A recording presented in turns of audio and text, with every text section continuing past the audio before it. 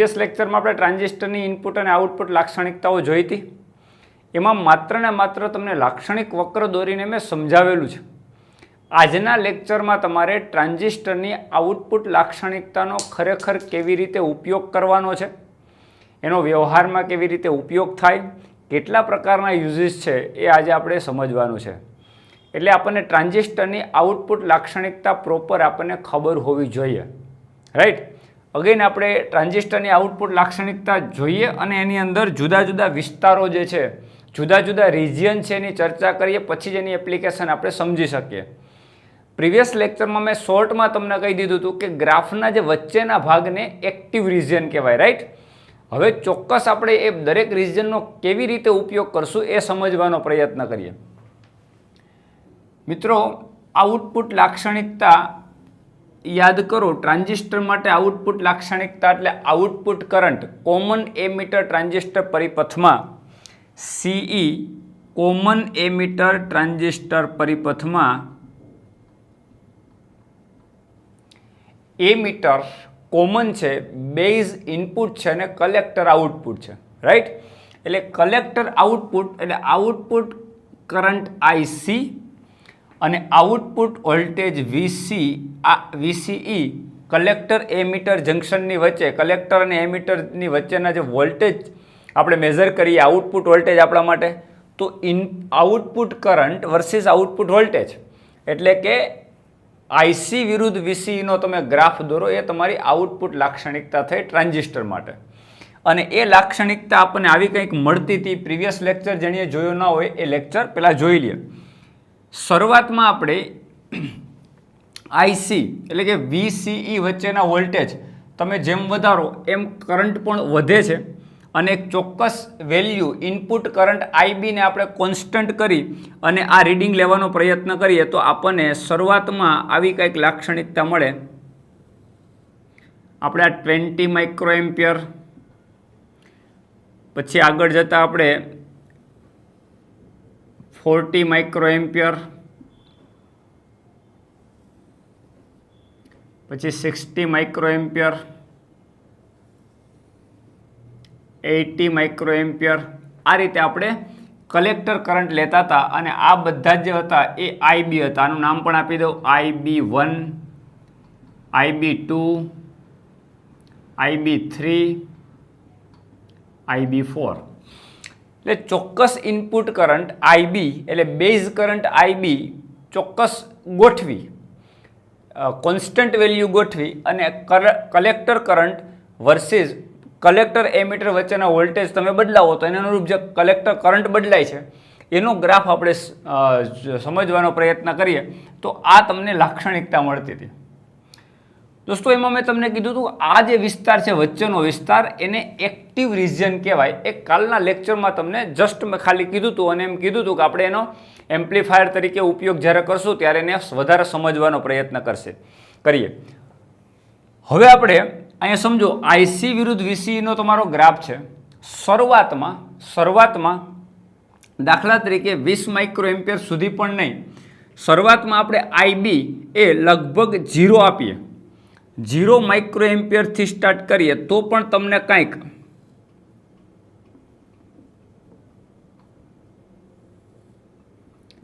IB is equal to લગભગ 0. જો તમે IB ઇઝ ઇક્વલ ટુ 0 આપો તો પણ શરૂઆતમાં તમને કંઈક નોર્મલ કલેક્ટર કરંટ મળશે, અત્યંત સૂક્ષ્મ એવો જ આ વિસ્તાર મળે તમને, નીચેનો ભાગ. આ વિસ્તારને ટ્રાન્ઝિસ્ટરનો કટ ઓફ વિસ્તાર કહેવાય અથવા તો કટ ઓફ રિજિયન કહેવાય.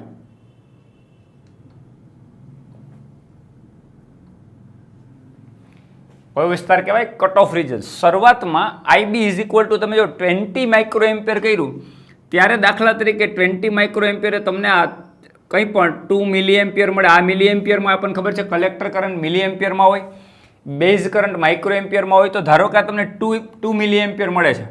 તો અહીંયા તમે જે એક નાનો ભાગ તમે અત્યારે નાનો નીચેનો જે વિસ્તાર બતાવ્યો છે એમાં IB તમે 0 રાખવા છતાં પણ તમને એક સૂક્ષ્મ કલેક્ટર કરંટ મળે છે. આવો એક વિસ્તાર નીચેનો, એ તમારા માટે ટ્રાન્ઝિસ્ટરનો કટ ઓફ વિસ્તાર કહેવાય અથવા તો કટ ઓફ રિજિયન કહેવાય. રાઈટ. હવે આ જે છે તમે જો કલેક્ટર કરંટ અને કલેક્ટર એમીટર વચ્ચેના વોલ્ટેજ તમે વધારો, જો કલેક્ટર એમીટર વચ્ચે વોલ્ટેજ વધારો તો સામે કરંટ પણ વધે છે. તો સામે તમારો કલેક્ટર કરંટ વધતો જાય. તો આ જે વિસ્તાર છે આટલો, અહીંયા હું તમને ડોટેડ લાઇનથી બતાવું તમને ખ્યાલ આવે. આ જે વિસ્તાર છે તો આ જે રિજિયન છે એને સેચ્યુરેશન રિજિયન કહેવાય. ટ્રાન્ઝિસ્ટરનો સેચ્યુરેશન રિજન. એટલે કહેવાનો મતલબ કે તમે આઈબીની વેલ્યુ અમુક લેવલ સુધી વધારતા જશો તો સામે તમારો કલેક્ટર કરંટ જે છે એ વધશે, પણ અમુક લેવલ કરતાં તમારો કલેક્ટર કરંટ વધી શકશે નહીં. એટલે કે એક સેચ્યુરેશન પોઈન્ટ આવી જશે. તો આ જે વિસ્તાર છે કે જેની અંદર તમે બેઝ એમીટર કલેક્ટર એમીટર વચ્ચે વોલ્ટેજ વધારો છો, આ તમે વોલ્ટેજ વધારો છો, સામે તમારો કલેક્ટર કરંટ એ વધતો જાય છે.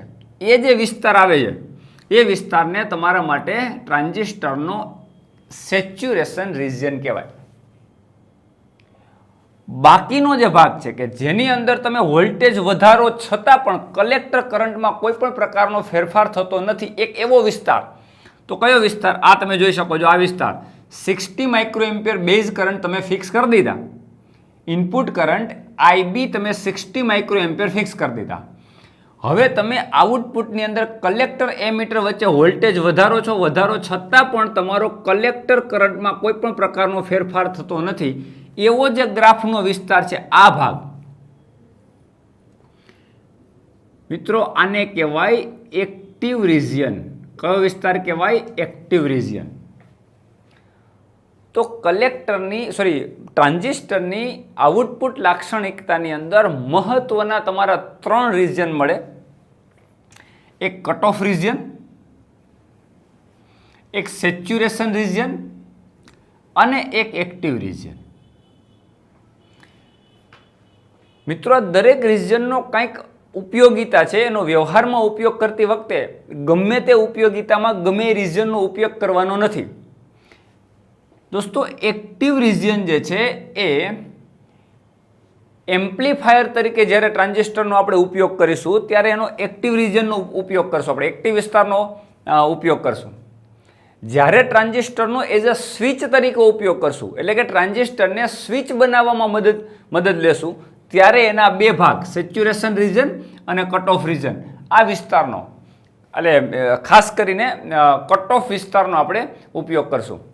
કે કેવી રીતે ટ્રાન્ઝિસ્ટરની અંદર તમે વોલ્ટેજ આપો, મેક્સિમમ વોલ્ટેજ આપો તો શું થાય, અને ન્યૂનતમ વોલ્ટેજ ઇનપુટની અંદર આપો તો ટ્રાન્ઝિસ્ટર કેવી રીતે વર્ક કરશે. તો મિત્રો એક્ટિવ રિજિયન જે છે એ રિજિયન આપણે ક્યારે ઉપયોગ કરવાનો છે? એમ્પ્લીફાયર તરીકે જ્યારે વાપરીએ ત્યારે. અને કટ ઓફ રિજન અને સેચ્યુરેશન રિજન છે એ આપણે ક્યારે ઉપયોગ કરશું? જ્યારે આપણે એને સ્વિચ તરીકે ઉપયોગ કરીએ ત્યારે. એટલે ખાસ કરીને જ્યારે ટ્રાન્ઝિસ્ટરની આઉટપુટ લાક્ષણિકતાની ચર્ચા કરતા હોય ત્યારે તમને આ 3 region, cut off region, saturation region અને એક્ટિવ રિજન ખબર હોવી જોઈએ. જ્યારે એક્ટિવ રિજનનો ઉપયોગ થાય છે ત્યારે એઝ એ એમ્પ્લીફાયર તરીકે ઉપયોગ કરશો. યાદ કરજો, આપણે જ્યારે એની દરેક ઉપયોગિતા ચર્ચા કરશું 1 by 1 ત્યારે આપણને મગજમાં રહેવું જોઈએ કે એક્ટિવ રિજન એમ્પ્લીફાયર તરીકે ઉપયોગ કરશું ત્યારે એનો એક્ટિવ રિજનનો આપણે ઉપયોગ કરીએ છીએ. રાઈટ. જ્યારે સ્વિચ તરીકે ઉપયોગ કરીએ એટલે સ્વિચ બનાવવામાં ટ્રાન્ઝિસ્ટરનો ઉપયોગ કરીએ ત્યારે એનો કટ ઓફ અને સેચ્યુરેશન રિજનનો ઉપયોગ કરીએ છીએ. ક્લિયર દોસ્તો? તો આ 3 રિજન મગજમાં રાખવાના છે કે જ્યારે આઈબી તમારો 0 હોય ત્યારે નીચેના ભાગનો જે વિસ્તાર મળે તમને, જે આ ભાગ કે કલેક્ટર કરંટની કાંઈક અત્યંત સૂક્ષ્મ વેલ્યુ હોય છે, એ જે નીચેનો જે વિસ્તાર છે તમારો કટ ઓફ રિજન છે. જ્યારે તમે કલેક્ટર એમીટર વચ્ચેના વોલ્ટેજ વધારો ત્યારે કલેક્ટર કરંટ જ એની અનુરૂપ વધતો જાય, પણ આ મિલી એમ્પિયરમાં વધશે, જ્યારે આ માઇક્રો એમ્પિયરની અંદર હોય બેઝ કરંટ. તો એ જે વિસ્તાર છે એ તમારો જે વિભાગ છે, આ મેં ડોટેડ લાઇનથી બતાવ્યો છે આ વિસ્તાર, એ અમુક જે વિસ્તાર તમને મળે છે એ સેચ્યુરેશન રિજન કહેવાય. જે વિસ્તારમાં કલેક્ટર એમીટર વચ્ચેના વોલ્ટેજ વધારો છતાં પણ તમારો કલેક્ટર કરંટ જે છે એ કોન્સ્ટન્ટ રહે છે એ વિસ્તારને તમારો એક્ટિવ રિજન કહેવાય. તો તમારી ટેક્સ્ટબુકની અંદર મોસ્ટલી જ્યારે આ સમજાવે છે આઉટપુટ લાક્ષણિકતા ત્યારે એક શબ્દનો પ્રયોગ કરેલો છે કે ગ્રાફના વચ્ચેના ભાગને એક્ટિવ રીજન કહેવાય. બાકીનો કોઈ બહુ ઉલ્લેખ છે નહીં, પણ આ વસ્તુ ખાસ ધ્યાન રાખજો કે કટ ઓફ રીજન શું છે, એક્ટિવ રીજન છે, સેચ્યુરેશન રીજન શું છે. આપણે એની જુદી જુદી એપ્લિકેશનમાં દરેક રીજનનો આપણે ઉપયોગ કરશું. તો સૌથી પહેલાં આપણે એનો કટ ઓફ રીજન અને સેચ્યુરેશનનો કેવી રીતે ઉપયોગ કરશું એઝ એ સ્વિચ બનાવવામાં આપણે ટ્રાન્ઝિસ્ટરનો કેવી રીતે ઉપયોગ કરશું એ આજે આપણે ભણવાનો પ્રયત્ન કરીએ. મિત્રો, તમને હું અહીંયા એક સ્વિચ પરિપથ બતાવું કે ટ્રાન્ઝિસ્ટરનો એઝ એ સ્વિચ તરીકે કેવી રીતે ઉપયોગ કરી શકાય. તમે જો, આપણે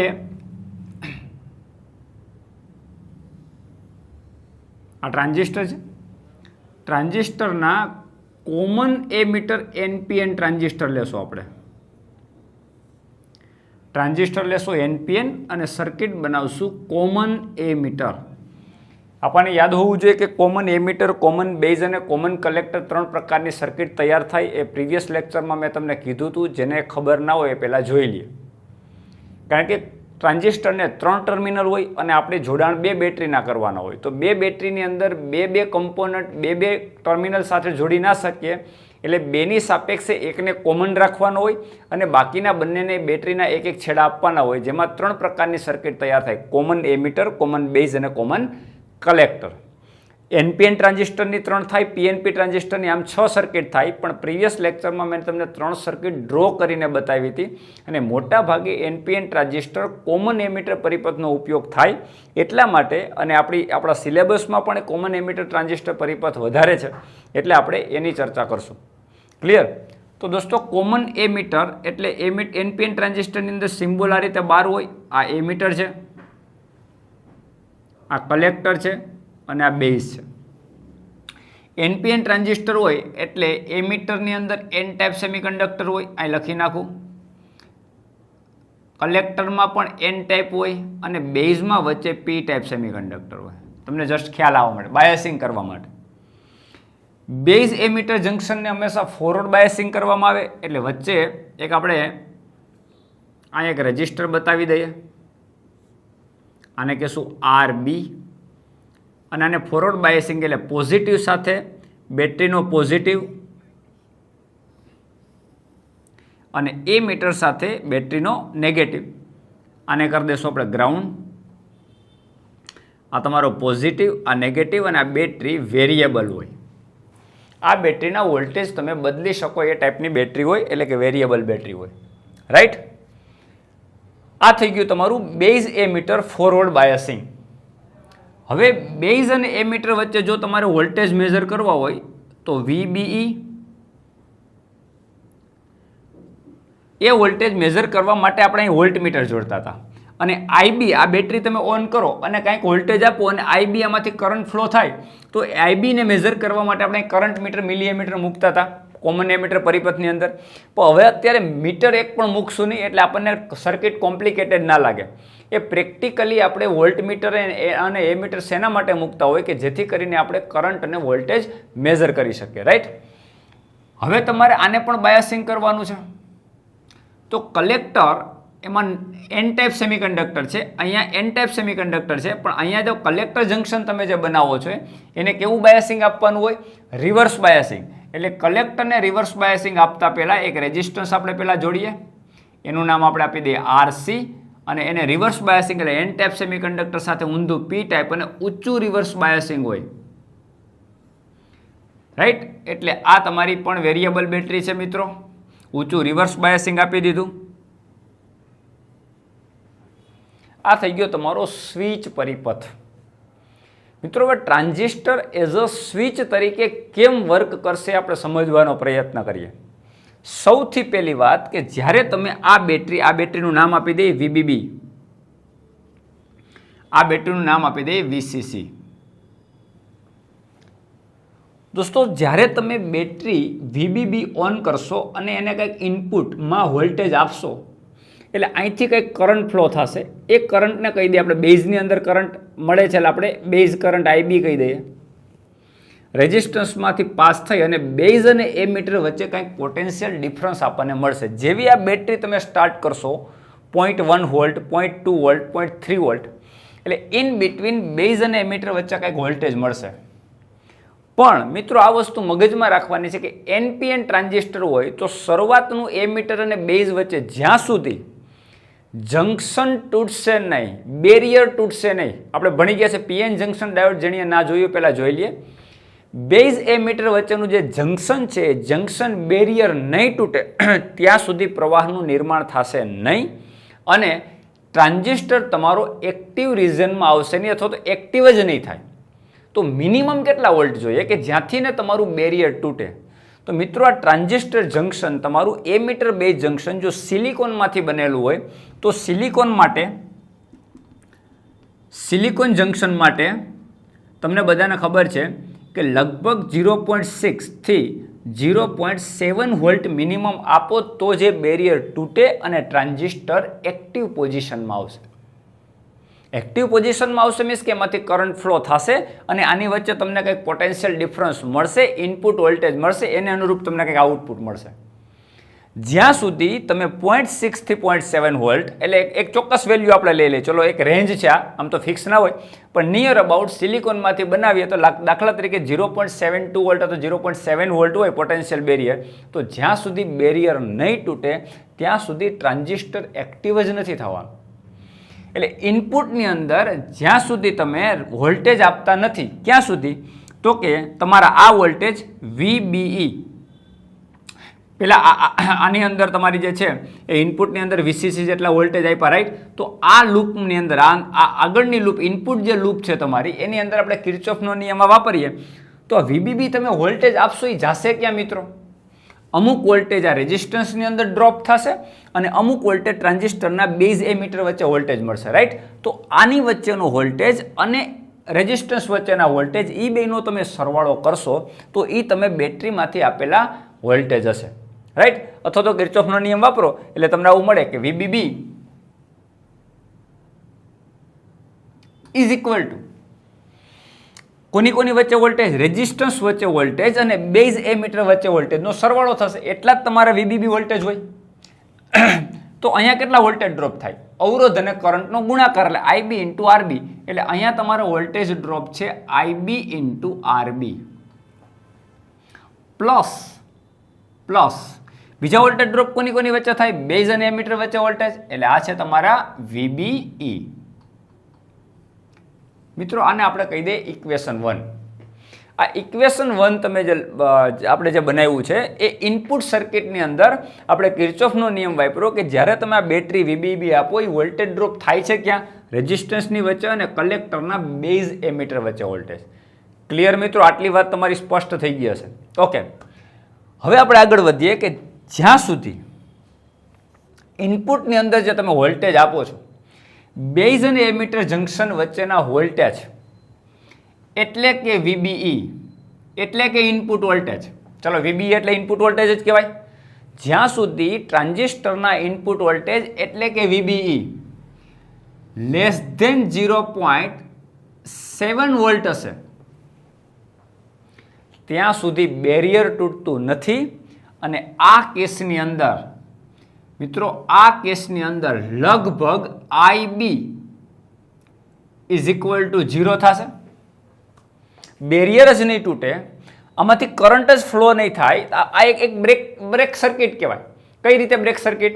જ્યાં સુધી બેરિયર નહીં તૂટે ત્યાં સુધી કરંટ ફ્લો નહીં થાય. કરંટ જ ફ્લો નહીં થાય તો તમને IB ઇઝ ઇક્વલ ટુ 0 મળશે, ઇનપુટ કરંટ 0 મળશે. તો સ્વાભાવિક છે કે એને અનુરૂપ આઉટપુટ કરંટ આ IC આ બેટરીને કારણે જે તમને કરંટ મળે છે કરંટ પણ ઇનપુટ તમારો 0 છે. તમે ઇનપુટમાં કાંઈ આપતા જ નથી. ભલે તમે 0 થી 0.2 વોલ્ટ આપો, 0.3 વોલ્ટ આપો, 0.4 વોલ્ટ આપો, પણ જ્યાં સુધી આ સર્કિટ જ બ્રેક છે, બેઝ એમીટર વચ્ચેનું બેરિયર જ નહીં તૂટે ત્યાં સુધી તમારું ટ્રાન્ઝિસ્ટર એક્ટિવ નહીં થાય ત્યાં સુધી IB ઇઝ ઇક્વલ ટુ 0 રહેશે અને તેથી IC is equal to also 0 રહેશે.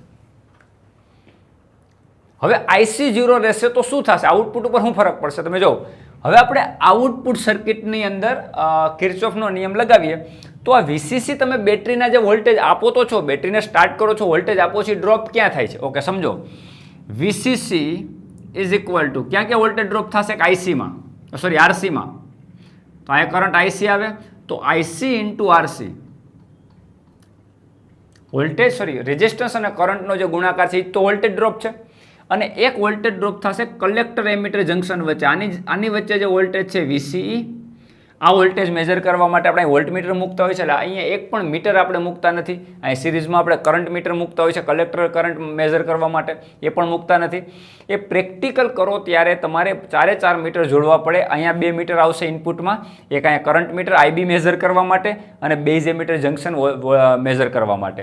બીજા 2 મીટર હશે, એક કલેક્ટર કરંટ મેજર કરવા માટે, અહીંયા કલેક્ટર મિલી એમીટર હશે. અને એ જ રીતે બેઝ અને કલેક્ટર અને એમીટર વચ્ચે વોલ્ટેજ મેજર કરવા માટે તમારી પાસે વોલ્ટમીટર હશે. એ 4 મીટર આપણે નહીં બતાવીએ એટલે થોડુંક સર્કિટની અંદર આપણને પ્રોપર દેખાય. વીસીસી તમે જે વોલ્ટ આપો છો, વોલ્ટેજ ડ્રોપ ક્યાં થાય? આઈસી ઇન્ટુ આરસી, એટલે કે આ અવરોધની અંદર આરસીની અંદર વોલ્ટેજ ડ્રોપ થાય આઈસી ઇન્ટુ આરસી જેટલા. અને બીજા વોલ્ટેજ ડ્રોપ થાય કલેક્ટર એમીટર જંકશન વચ્ચે વોલ્ટેજ ડ્રોપ થશે. એ વોલ્ટેજ ડ્રોપ છે એ કેટલા છે? વીસીઈ. મિત્રો સમજો, જ્યાં સુધી તમે ઇનપુટમાં <= 0.7 વોલ્ટ સુધી આપો તો છો, પણ જ્યાં સુધી તમારું ઇનપુટ બેરિયર બેઝ એમીટર વચ્ચેનું બેરિયર નહીં તૂટે ત્યાં સુધી તમારો આઈબી 0 રહેશે, એટલે કે કલેક્ટર કરંટ પણ 0 થશે. મિત્રો કલેક્ટર કરંટ આપણે 0 કરી દઈએ એટલે કે આઈસી અહીંયા 0 કરી દઈએ તો VCC is equal to VCE આવું થઈ જાય. શું કામ? કારણ કે આપણે આઈસી ઇઝ ઇક્વલ ટુ 0 છે. અને જ્યાં સુધી આઈસી ઇઝ ઇક્વલ ટુ 0 છે એટલે કે વીસીઈ તમને કાંઈ મળતું નથી. વીસીઈ તમારું શું છે? Output voltage. તો આઉટપુટ વોલ્ટેજ વીઓ, વીસીઈ એટલે આઉટપુટ વોલ્ટેજ એ કેટલા? 0. સોરી, વીસીઈ કેટલા થશે? એને આપણે આઉટપુટ વોલ્ટેજ વીઓ ના આપીએ કેટલા થશે? વીસીસી જેટલા થશે. આ સમીકરણ આને 2 કહી દઉં, આને 3 કહી દઉં. મિત્રો સમજો શું કરીએ છીએ આપણે? જ્યાં સુધી તમે ઇનપુટની અંદર એના પોટેન્શિયલ બેરિયર તૂટે ત્યાં સુધીના વોલ્ટેજ, એટલે કે સિલિકોન ડાયોડ માટે 0.7 વોલ્ટ કરતાં ઓછા વોલ્ટેજ આપશો ત્યાં સુધી ટ્રાન્ઝિસ્ટર એક્ટિવ પોઝિશનમાં આવશે નહીં. એટલે કે આઉટપુટ કરંટ, કલેક્ટર કરંટ પણ તમારો 0 થશે. કલેક્ટર કરંટ અહીંયા તમે 0 મૂકો એટલે વીસીઈ એટલે કે આઉટપુટ વોલ્ટેજ વીઓ કોના જેટલા થશે? વીસીસી જેટલા હશે. એટલે બેટરીના જેટલા વોલ્ટેજ હશે એટલા વોલ્ટેજ મળશે. ક્લિયર? તો આ જ્યાં સુધી વીઓ <= 0.7 છે ત્યાં સુધી ટ્રાન્ઝિસ્ટર એક્ટિવ પોઝિશનમાં આવતો નથી. હવે સમજો, હવે આપણે સ્ટાર્ટ કરીએ <= 0.7. VI <= 0.7 શું થશે? આખી વસ્તુ સમજો. VI <= 0.7 વોલ્ટ આપીએ. હવે <= 0.7 વોલ્ટ એટલે 0.8 volt, 0.9 volt, 1 volt, 1.2 volt, 1.4 volt, એટલે કે વોલ્ટેજ વધારતા જાય. મિત્રો ઇનપુટ વોલ્ટેજ તમે જેમ વધારશો ટ્રાન્ઝિસ્ટર જેવો એક્ટિવ થાય એટલે કલેક્ટર કરંટ આઈબી વધશે. કલેક્ટર કરંટ આઈબી વધે એટલે એને અનુરૂપ કલેક્ટર કરંટ આઈસી પણ વધશે. આપણે સર્કિટ જ આખી ભણી ગયા આઈબી આઈસી વાળી. આઈએન એન પી એન, અહીંયા એમીટર કરંટ, અહીંયા કલેક્ટર કરંટ, અહીંયા બેઝ કરંટ, આ બધી જ વસ્તુ આપણે આગળના લેક્ચરમાં ભણી ચૂક્યા છીએ. જેની એ લેક્ચર ફર્સ્ટ લેક્ચર ટ્રાન્ઝિસ્ટરનો ફર્સ્ટ લેક્ચર ના ભર્યો હોય એ આ લેક્ચર ભરે નહીં, પહેલાં એ લેક્ચર જોઈ લઈએ. તો આઈબી તમારો વધશે તો એને અનુરૂપ કલેક્ટર કરંટ વધશે. ક્યાંથી? VI <= 0.7 વોલ્ટ એટલે 0.8 વોલ્ટ, 0.9 વોલ્ટ. જેમ વોલ્ટેજ વધારશો એમ આઈબી વધશે, આઈબી વધશે એમ આઈસી વધશે. મિત્રો આઈસીની વેલ્યુ વધે, તમે વિચારો અહીંયા આપણે જોઈએ આ વીસીઈ એટલે આઉટપુટ વોલ્ટેજ છે ને એને સૂત્રનો કરતા બનાવીએ. વીસીઈ એટલે કે મારા માટે વીઓ, બરાબર? એ તો આઉટપુટ વોલ્ટેજ એટલે વીસીઈ કાઢી નાખો. આઉટપુટ વોલ્ટેજ વીઓ, આ સામે જાય એટલે માઇનસ, એટલે શું થશે? VCC minus IC into RC. જેમ જેમ આઈસી વધે, મિત્રો સમજો, જેમ જેમ આઈસી વધે એમ આઈસીઆરએલની વેલ્યુ વધે. જેમ આની વેલ્યુ વધશે એમ વીસીસીમાંથી આ વેલ્યુ વધતી જાય એટલે માઇનસ વેલ્યુ આ દાખલાથી કંઈક ફિક્સ કરી દઈએ, ચલો વીસીસી કંઈક ફિક્સ કરી દીધા આપણે 8 વોલ્ટ. તો આ 8 વોલ્ટ છે, પણ આ વેલ્યુ જેમ વધતી જાય 8 વોલ્ટમાંથી મોટી વેલ્યુ બાદ થતી જાય એટલે આ ઘટતું જાય ને. એટલે જેમ જેમ આઈસી વધશે એમ આઉટપુટ વોલ્ટેજ વીઓ ઘટે. જેમ જેમ આ વેલ્યુ વધતી જાય, જેમ જેમ આ વેલ્યુ વધતી જાય, વીસીસીમાંથી મોટી વેલ્યુ બાદ થતી જાય એટલે વીઓની વેલ્યુ ઘટતી જાય. એટલે આઉટપુટ વોલ્ટેજ ઘટતો જાય, ઘટતો જાય, ઘટતો જાય, અમુક લેવલ સુધી આઉટપુટ વોલ્ટેજ ઘટી જશે. તો કહેવાનો મતલબ કે જ્યારે આઈસી મોટો એક ચોક્કસ વેલ્યુ લઈ લે, ચલો આઈસીની વેલ્યુ એટલી થઈ ગઈ કે આઈસી આરએલને બેનો ગુણાકાર કરવાથી ધારો કે વીસીસી જેટલું થઈ જાય, તો વીસીસી માઇનસ વીસીસી કેટલું થઈ જાય? 0. એટલે લગભગ આઉટપુટ વોલ્ટેજ કેવા થઈ જાય? 0. 0 સુધી પહોંચે તો નહીં, સમજો 0 સુધી પહોંચે તો નહીં, પણ એટલું બધું ઘટી જાય કે નિયર અબાઉટ 0 આવી જાય. એટલે કહેવાનો મતલબ વીઓ નિયર અબાઉટ 0 થઈ જાય, નોટ એ 0. સમજો આઉટપુટ વોલ્ટેજ ઘટીને એકદમ 0 થઈ જાય. પણ આવું ક્યારે થયું મિત્રો? જ્યારે તમારો ટ્રાન્ઝિસ્ટર સ્વિચ ઓન થયો ત્યારે. એટલે ખરેખર શરૂઆતમાં જ્યારે આઈબી ઇઝ ઇક્વલ ટુ 0 હતો, આઈસી ઇઝ ઇક્વલ ટુ 0 હતો, ત્યારે ટ્રાન્ઝિસ્ટર છે સ્વિચ ઓફ પરિપથ હતો, સ્વિચ ઓફ પોઝિશનમાં હતો. આ પોઝિશન, ચલો અહીં લખીને આ પોઝિશન, આ ટ્રાન્ઝિસ્ટર કેવો છે? સ્વિચ ઓફ છે. વોલ્ટેજ તમે વધારો છો, પણ જ્યાં સુધી વીઆઈ લેસ ધેન 0.7 છે ત્યાં સુધી તમારો ટ્રાન્ઝિસ્ટર સ્વિચ ઓફ પોઝિશનમાં છે. જેવો તમારો ટ્રાન્ઝિસ્ટર છે એક્ટિવ થયો એટલે 0.7 વોલ્ટ કરતાં વધારે, એટલે આ વોલ્ટેજ આપ્યા ઇનપુટમાં, એટલે તમારો ટ્રાન્ઝિસ્ટર છે સ્વિચ ઓન થાય છે. અને સ્વિચ ઓન થાય એટલે કલેક્ટર કરંટની વેલ્યુ વધતી જાય અને આઉટપુટ ઘટીને એકદમ લો થઈ જાય. એટલે કહેવાનો મતલબ જ્યારે ટ્રાન્ઝિસ્ટર સ્વિચ ઓફ હતો એટલે કે ઇનપુટ તમે લો આપતા હતા. સમજો, આ વસ્તુ બહુ જ ઇમ્પોર્ટન્ટ છે. જ્યારે તમે ઇનપુટ લો આપો છો, અત્યંત ઓછો, સ્વિચ ઓફ અત્યંત ઓછો એટલે કે લેસ ધેન 0.7 વોલ્ટ, ત્યારે ટ્રાન્ઝિસ્ટરમાં આઉટપુટની અંદર તમને જો વીસીસી મળે એટલે મેક્સિમમ મળે છે. આઉટપુટ વોલ્ટેજ જો વીસીસી જેટલા મળે. શું કામ? કે તમારો આઈસી 0 થઈ જાય, આઈસી 0 થઈ જાય એટલે વીસીની વેલ્યુ વીસીસી જેટલી મળે એટલે મેક્સિમમ મળે. એટલે જ્યારે તમે ઇનપુટ લો કરો ત્યારે આઉટપુટ હાઈ થઈ જાય. ઇનપુટ ત્યારે લો કરો ત્યારે આઉટપુટ આવે. જ્યારે ટ્રાન્ઝિસ્ટર સ્વિચ ઓફ પોઝિશનમાં છે એટલે કે ઇનપુટ જ્યારે તમારો લો છે ત્યારે આઉટપુટ છે હાઈ થઈ જાય. હવે જેવો ટ્રાન્ઝિસ્ટર ઓન થાય એટલે કે વોલ્ટેજ તમે હાઈ કરો ઇનપુટ, એટલે જ્યારે ઇનપુટ તમારો હાઈ થાય એટલે આઈસીની વેલ્યુ વધતી જાય અને જ્યારે આઈસીની વેલ્યુ અત્યંત વધી જાય ત્યારે વીઓ તમારો નિયર અબાઉટ 0 થઈ જાય, એટલે કે લો થઈ જાય. એટલે જેવો ઇનપુટ તમારો હાઈ થાય તો આઉટપુટ લગભગ તમારો લો થઈ જાય. મિત્રો કંઈ યાદ આવે છે કે જ્યારે ઇનપુટ હાઈ હોય ત્યારે આઉટપુટ લો થઈ જાય અને જ્યારે ઇનપુટ લો હોય ત્યારે આઉટપુટ હાઈ થઈ જાય. આવું એક લોજિક ગેટની અંદર ભણી ગયા આપણે કે જ્યારે ઇનપુટમાં તમે 0 આપો ત્યારે આઉટપુટમાં 1 મળે અને ઇનપુટમાં 1 આપો ત્યારે આઉટપુટમાં 0 મળે. યાદ આવે? આ ગેટને કયો ગેટ કહેવાય? Not gate. કયો ગેટ કહેવાય? Not gate.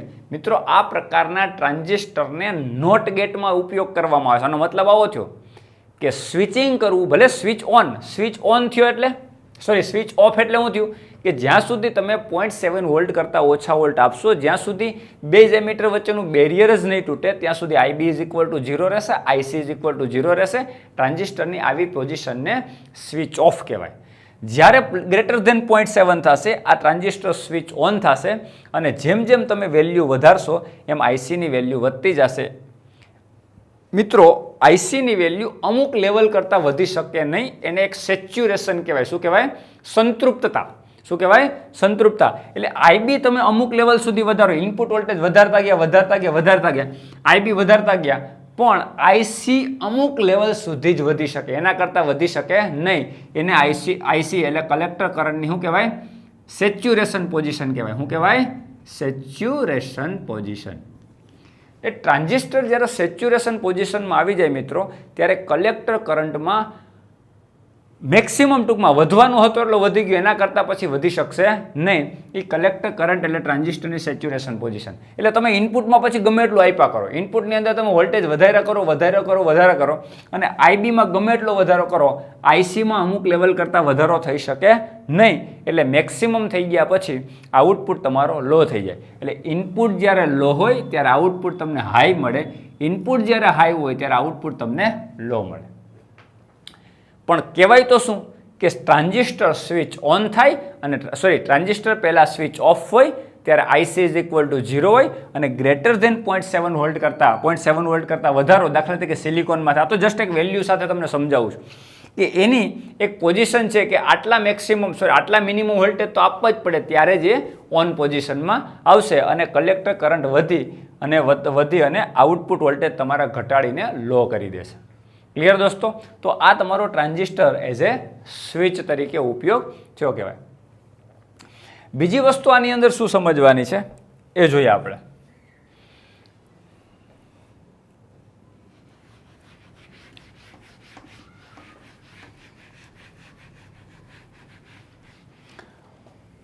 હવે તમને એક્ઝેક્ટલી આઈડિયા આવે કે આપણે કયા રિજિયનનો યુઝ કર્યો. તમે જો અહીંયા તમારે એક આઉટપુટ વોલ્ટેજ VO બતાવું ને અહીંયા હું તમને ઇનપુટ વોલ્ટેજ VI બતાવું. સમજો મિત્રો, આપણે ખરેખર ટ્રાન્ઝિસ્ટરની આઉટપુટ લાક્ષણિકતા ભણ્યા તો આપણને ખબર તો પડવી જોઈએ ને કે આપણે કયા રિજિયનનો યુઝ કરીએ છીએ આમાં. ઓકે,